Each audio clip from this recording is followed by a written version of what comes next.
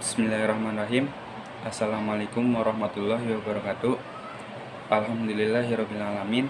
Wassalatu wassalamu ala asrofil anbiya'i wal mursalin wa ala alihi washabihi ajma'in.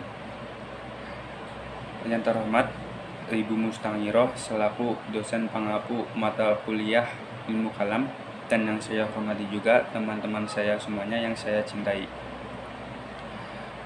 Pertama-tama, marilah kita panjatkan puja dan puji syukur kehadirat Allah Subhanahu wa Ta'ala yang telah memberikan kita semua hidayah sehingga kita semua dapat melaksanakan pembelajaran pada perkuliahan pada siang hari ini tanpa kendala apapun.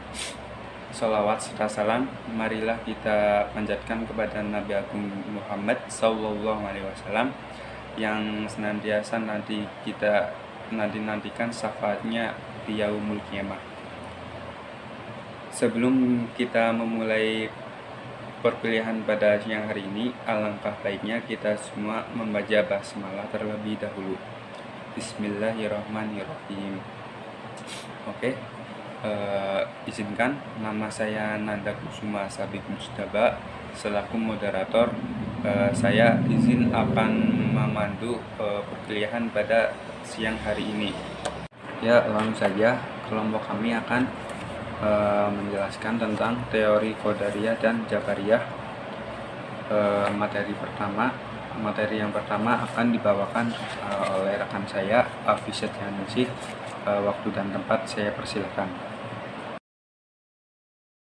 Baik, terima kasih kepada moderator yang sudah mempersilahkan saya. Perkenalkan, nama saya Hafiz Setianingsih yang akan menyampaikan materi yang pertama, yaitu tentang teologi Qadariyah. Apa sih teologi Qadariyah itu? Teologi Qadariyah itu berasal dari bahasa Arab dari kata qadara yang berarti kemampuan dan kekuatan. Sedangkan menurut terminologi, Qadariyah adalah suatu aliran yang percaya bahwa segala tindakan manusia tidak terintervensi oleh Tuhan. Golongan ini disebut golongan Qadariyah karena mereka ini meniadakan qadar Allah Subhanahu wa Ta'ala dan menetapkannya pada manusia, serta menjadikan segala perbuatan manusia ini bergantung pada kehendak dan kekuasaan manusia sendiri. Artinya mereka berpendapat bahwa manusia itu bebas untuk berbuat apa saja, sehingga mereka bertanggung jawab sepenuhnya atas perbuatannya itu. Jadi menurut aliran ini, manusia itu menerima pahala atau dosa tergantung apa yang sudah diperbuatnya.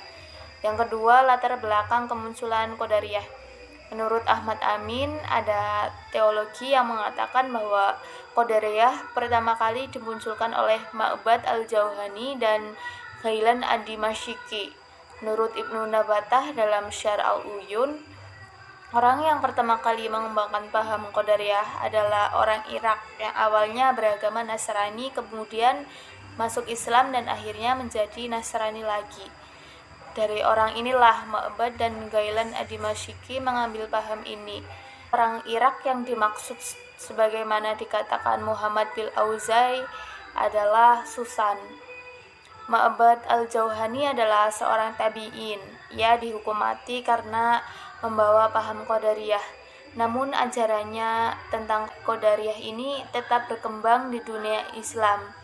Sementara itu, Ghailan ad-Dimashqi adalah putra seorang pegawai pada masa Khalifah Utsman bin Affan. Ia dihukum mati juga karena sudah menganut paham Qadariyah. Paham Qadariyah ini mendapat tantangan keras dari umat Islam ketika itu, yaitu yang pertama, menurut Harun Nasution, pada saat itu masyarakat sebelum Islam kelihatannya dipengaruhi oleh paham Jabariyah. Kehidupan bangsa Arab pada saat itu sangat serba sederhana dan jauh dari pengetahuan. Mereka terpaksa menyesuaikan hidupnya dengan suasana padang pasir. Mereka merasa dirinya itu lemah, tidak mampu menghadapi kesulitan hidup akibat alam sekelilingnya. Karena itu, ketika paham Qadariyah dikembangkan, mereka tidak dapat menerimanya karena dianggap bertentangan dengan doktrin Islam. Yang kedua, tantangan dari pemerintah ketika itu. Tantangan ini sangat mungkin terjadi karena para pejabat pemerintahan menganut paham Jabariyah. Ada kemungkinan juga pejabat pemerintahan menganggap gerakan paham Qadariyah ini sebagai suatu usaha untuk menyebarkan paham dinamis dan daya kritis rakyat, yang pada gilirannya mampu mengkritik kebijakan mereka yang dianggap tidak sesuai. Bahkan mereka dapat menggulingkan mereka dari tahta kerajaan. Demikian materi dari saya kembalikan lagi kepada moderator. Terima kasih Hafiz Tianusi. Kemudian selanjutnya materi yang kedua akan dibawakan oleh rekan saya, Lesa. Waktu dan tempat saya persilahkan. Pada moderator atas waktunya. Perkenalkan, saya Lesa Almeida dari kelas 1 Ekonomi Syariah C. Di sini saya akan memaparkan sedikit materi tentang doktrin-doktrin Qadariyah, perkembangannya, dan tokoh-tokoh Qadariyah. Doktrin-doktrin Qadariyah. Doktrin Qadariyah pada dasarnya menyatakan bahwa segala tingkah manusia dilakukan secara kehendaknya sendiri. Jadi, ia berhak mendapatkan pahala atas kebaikan yang diperbuatnya, dan berhak masuk surga kelak di akhirat nanti, dan juga berhak memperoleh hukuman atas kejahatan yang diperbuat, dan diberi ganjaran siksaan dan balasan neraka kelak di akhirat nanti. Dapat disimpulkan bahwa doktrin-doktrin Qadariyah yaitu: pertama, manusia memiliki kebebasan untuk melakukan kehendaknya sendiri. Yang kedua, dalam memahami takdir aliran Qadariyah ini terlalu liberal. Yang ketiga, aliran Qadariyah mengukur keadilan Allah dengan barometer keadilan manusia. Yang keempat, paham ini tidak percaya jika ada takdir Allah. Kemudian ada perkembangan Qadariyah. Perkembangan Qadariyah ini dapat dikatakan bersinggungan dengan paham Jabariyah, karena penulis sedikit menyitir bahwa ajaran paham Jabariyah ini sebagai perbandingan terhadap paham Qadariyah. Paham inilah yang mendapat tantangan keras. Yang pertama, masyarakat Arab sebelum masuk Islam itu terpengaruh oleh paham fatalis, yaitu serba sederhana dan jauh dari pengetahuan. Mereka merasa lemah dan tidak mampu menghadapi kesukaran hidup akibat alam sekelilingnya. Aliran Qadariyah ini cukup cepat berkembang dan mendapat dukungan luas dari kalangan masyarakat. Kemudian sejak terbunuhnya para pemimpin Qadariyah, aliran ini mulai pudar dan akhirnya sirna dimakan zaman, dan kini telah tertinggal nama dalam buku. Perkembangan yang kedua, paham Qadariyah ini disebut juga sebagai paham rasional dan liberal dalam Islam. Dan paham ini juga melandaskan diri di atas dalil-dalil nakli dan akli. Ya, terima kasih banyak Lesa. Kemudian materi yang ketiga akan dibawakan oleh Mida. Waktu dan tempat saya persilahkan. Terima kasih kepada moderator yang telah mempersilahkan saya untuk melanjutkan presentasi pada pertemuan kali ini. Di sini saya akan membawakan tentang pengertian Jabariyah. Secara bahasa, Jabariyah berasal dari kata jabaro, yang artinya terpaksa.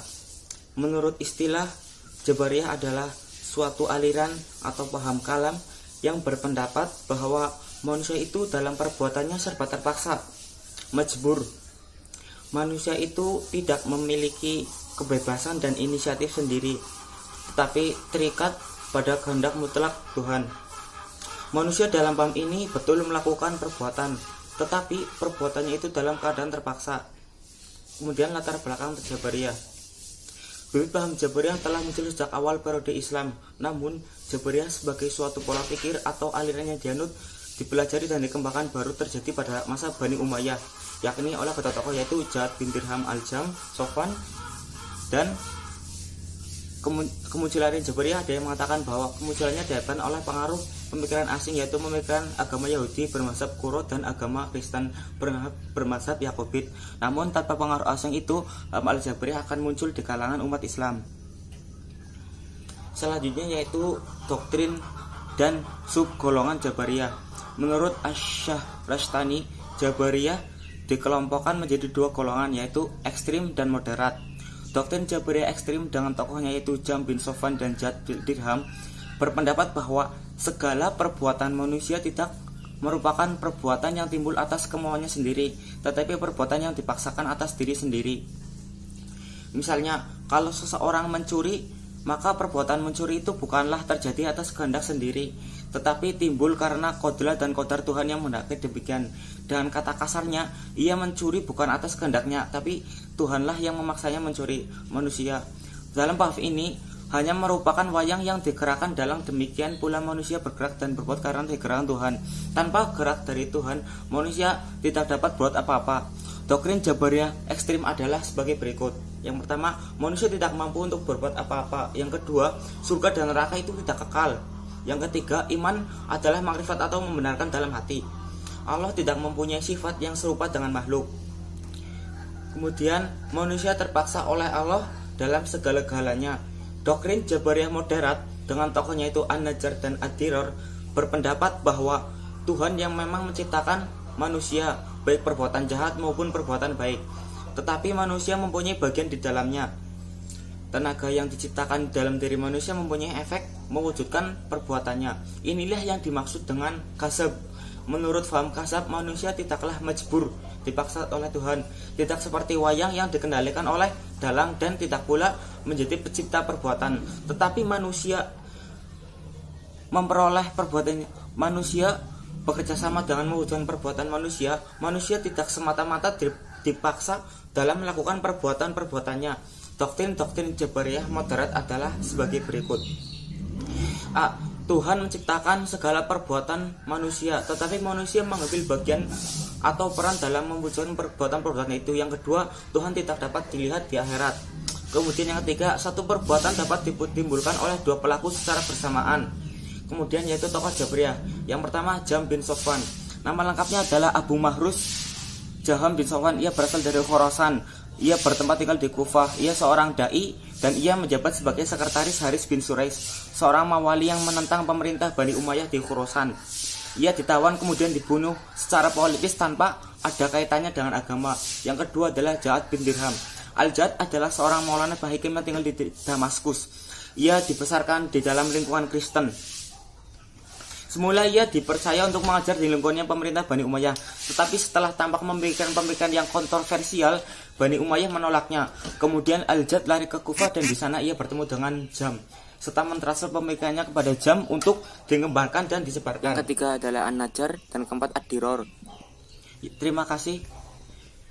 Sekian presentasi dari saya. Terima kasih.